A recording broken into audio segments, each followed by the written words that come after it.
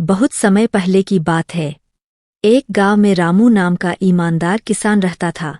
वो बहुत गरीब था, लेकिन वह कभी किसी का बुरा नहीं चाहता था।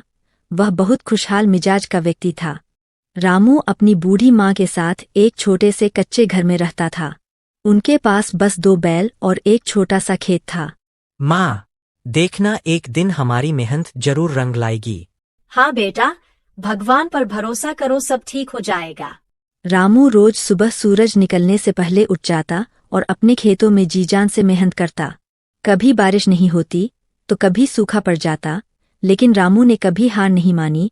रामू अपने खेत में रोजाना मेहनत करता। अरे इस रामू को देखो, कितना पागल है। इतनी मेहनत कर रहा है, फिर भी गरीब ही रहेगा।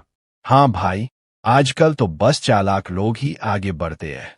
लेकिन रामू ने किसी की बात का बुरा नहीं माना। वो बस अपनी मेहनत करता रहा। एक दिन बहुत गर्मी थी। रामू खेत में काम करते करते बहुत प्यासा हो गया।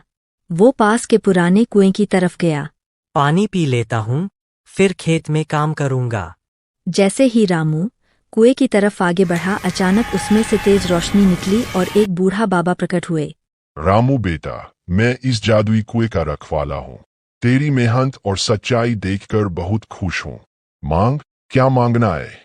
रामू के मन में सोने चांदी और बड़े महल के ख्याल आए, लेकिन उसने फौरन उन्हें झटक दिया।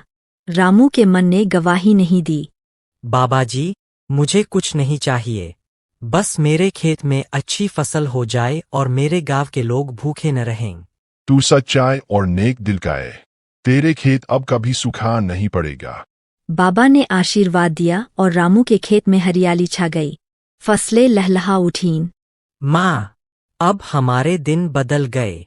देखो, खेत में फसलें लहराने लगी है। बेटा, तेरी सच्चाई और मेहनत ने रंग ला दिया। गांव वाले रामू का खेत देखने आते हैं। अरे रामू, तेरे खेत में तो कमाल हो गया। तू तो बड़ा आदमी बन गया। नहीं भाई, मैं वही हूँ।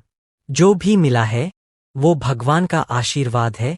हमें भगवान का शुक्र अदा करना चाहिए। रामू ने अपनी फसल का बड़ा हिस्सा भूखों को खाना खिलाने में और बच्चों को किताबें देने में लगा दिया। रामू अपनी माँ से कहता है, जो हमारे पास है उसे दूसरों से बांटने से ही असली सुख मिलता है। शाम को रामू उस बाबा के पास जाकर उनका धन्यवाद करता है। हे प्रभु, मेरा साथ ऐसे ही बनाए रखना। बच्चों, इस कहानी से हमें ये सीखने को मिलता है कि सच्चाई और मेहनत कभी बेकार नहीं जाती।